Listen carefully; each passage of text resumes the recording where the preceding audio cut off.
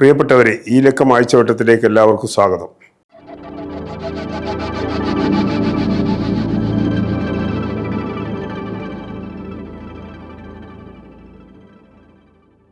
ഈ ലക്കം ആഴ്ചവട്ടം ചർച്ച ചെയ്യുന്നത് കാലവർഷക്കെടുതിയിൽപ്പെട്ട് ബുദ്ധിമുട്ടുന്നവരെ രക്ഷിക്കാനാവശ്യമായ നടപടികളിൽ സജീവമാകുന്നതിൽ സർക്കാരും ജനങ്ങളും ഒന്നിച്ച് ഇറങ്ങേണ്ടതിനെക്കുറിച്ചാണ്.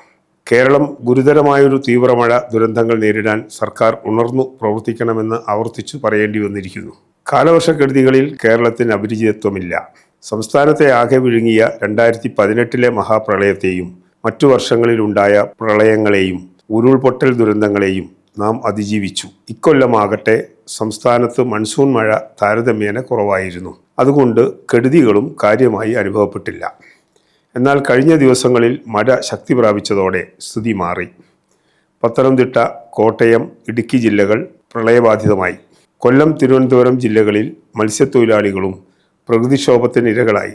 സംസ്ഥാനത്തിൻ്റെ ഉത്തരമധ്യ ഭാഗങ്ങളിലെ ജില്ലകളിലെ പല ഭാഗങ്ങളിലും മഴക്കെടുതികൾ രൂക്ഷമാണ്. ഒട്ടേറെ മരണങ്ങളും ജീവനോപാധികളടക്കം വസ്തുവകകളുടെ നാശവും വ്യാപകമായി റിപ്പോർട്ട് ചെയ്യുന്നു. ദൗർഭാഗ്യകരമെന്ന് പറയട്ടെ, ദുരിതാശ്വാസത്തിനും ദുരന്ത ലഘൂകരണത്തിനും ചടുലമായി പ്രവർത്തിക്കേണ്ട സർക്കാർ സംവിധാനങ്ങൾ മരവിപ്പിലാണ്.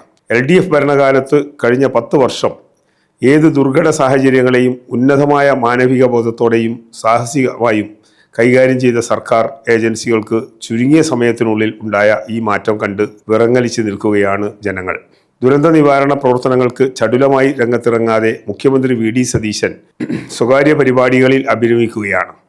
സംസ്ഥാന തലത്തിലോ ജില്ലാതലങ്ങളിലോ കാര്യക്ഷമമായ കൺട്രോൾ റൂമുകൾ തുറക്കുകയോ മന്ത്രിമാർ ദുരിതാശ്വാസ പ്രവർത്തനങ്ങൾ ഏകോപിപ്പിക്കുകയോ ചെയ്യുന്നില്ല. തീവ്രമഴയുടെ കാര്യത്തിൽ ജാഗ്രത പാലിക്കുന്നതിൽ മുന്നറിയിപ്പ് നൽകുന്നതിലും അധികൃതർ പരാജയപ്പെട്ടിരിക്കുന്നു. അതിൻ്റെ പരാതിയും ഉയർന്നു വന്നിട്ടുണ്ട്. ദുരിതാശ്വാസ ക്യാമ്പുകളിലാകട്ടെ ജനങ്ങൾക്ക് അത്യാവശ്യമായതൊന്നും എത്തിക്കാൻ സർക്കാർ തയ്യാറാകുന്നില്ല. മരുന്നിനും ഭക്ഷണത്തിനും ഉൾപ്പെടെ ക്ഷാമമാണ്. വെള്ളവും വെളിച്ചവും ഇല്ലാതെ ദുരിതാശ്വാസ ക്യാമ്പുകളിൽ അന്തേവാസികൾ നരകിക്കുന്നതിൻ്റെ വാർത്തകൾ വരുന്നു. റവന്യൂ വകുപ്പിൻ്റെ പ്രതിനിധികൾക്ക് പോലും ദുരിതത്തിൽ നിന്ന് രക്ഷയില്ല. ഉദ്യോഗസ്ഥർക്ക് വേണ്ട സൗകര്യങ്ങൾ ഏർപ്പെടുത്താൻ ഉന്നത തലത്തിൽ ആരും ശ്രമിക്കുന്നില്ല.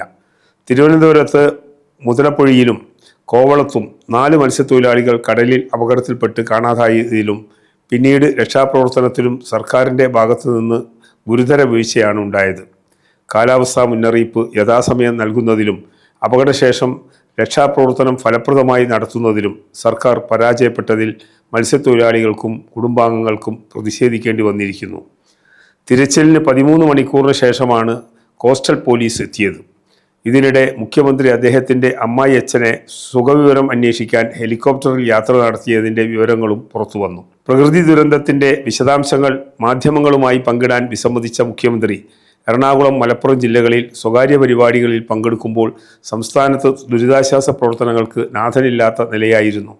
മഴക്കാലത്തിനു മുന്നോടിയായ ശുചീകരണ പ്രവർത്തനങ്ങളും സംസ്ഥാനത്ത് താളം തെറ്റി. മതിയായ ഫണ്ട് നൽകാതെ തദ്ദേശ സ്ഥാപനങ്ങളെ ഞെരുക്കുകയാണ്. ഉദ്യോഗസ്ഥരെ രാഷ്ട്രീയ പ്രേരിതമായും അഴിമതി ലക്ഷ്യമിട്ടും തലങ്ങും വിലങ്ങും മാറ്റുന്നത് സർക്കാരിൻ്റെ ഫലപ്രദമായ പ്രവർത്തനത്തെ അട്ടിമറിക്കുന്നു. റവന്യൂ, ആരോഗ്യം, തദ്ദേശ ഭരണ വകുപ്പുകളിൽ മാനദണ്ഡങ്ങൾ മുഴുവൻ അട്ടിമറിച്ചാണ് സ്ഥലമാറ്റങ്ങൾ. ചോദ്യം ചെയ്യുന്നവരെ മന്ത്രിമാർ വെല്ലുവിളിക്കുകയാണ്. പ്രകൃതിക്ഷോഭം നേരിടാൻ ജനങ്ങൾ ബുദ്ധിമുട്ടുന്ന സമയമെങ്കിലും സങ്കുചിതമായി നടപടികളിൽ നിന്ന് ഭരണരാഷ്ട്രീയ നേതൃത്വം വിട്ടുനിൽക്കണം. അതേസമയം CPIM പ്രവർത്തകരും വർഗബഹുജന സംഘടനകളും രക്ഷാ-ദുരിതാശ്വാസ പ്രവർത്തനങ്ങളിൽ വ്യാപൃതരാണ്. ദുരിതാശ്വാസ പ്രവർത്തനങ്ങൾക്ക് സർവ്വസജ്ജരായി രംഗത്തിറങ്ങാൻ CPIM സംസ്ഥാന സെക്രട്ടേറിയറ്റും CITയും DYFI സംസ്ഥാന കമ്മിറ്റികളും പ്രവർത്തകരോട് ആഹ്വാനം ചെയ്തിട്ടുണ്ട്. ദുരിതമേഖലകളിലെ ജനങ്ങൾക്കൊപ്പം ഉറച്ചു നിൽക്കാൻ എല്ലാവരോടും പ്രതിപക്ഷ നേതാവ് പിണറായി വിജയൻ അഭ്യർത്ഥിച്ചിരിക്കുന്നു. ദുരിതബാധിതരുടെ ജീവനും സ്വത്തിനും സംരക്ഷണം നൽകാൻ സർക്കാർ അടിയന്തരമായും ഫലപ്രദമായും ഇടപെടണം. ദുരന്ത നിവാരണ അതോറിറ്റി, കാലാവസ്ഥാ വകുപ്പ്, ഇതര സർക്കാർ ഏജൻസികൾ എന്നിവരുടെ മുന്നറിയിപ്പുകൾ മാനിച്ച് പ്രവർത്തിക്കണം. രാഷ്ട്രീയത്തിന് അതീതമായി എല്ലാവരും ഒന്നിച്ചു നിൽക്കേണ്ട സന്ദർഭമാണിത്. മഹാപ്രളയത്തിൻ്റെ കാലത്ത് കേരളം പ്രകടിപ്പിച്ച ഐക്യവും ത്യാഗപൂർണമായ പ്രവർത്തനങ്ങളും ലോകമാകെ അംഗീകരിച്ചതാണ്. നിലവിലെ സാഹചര്യം തരണം ചെയ്യാൻ അതൊക്കെ പ്രചോദനമാകും.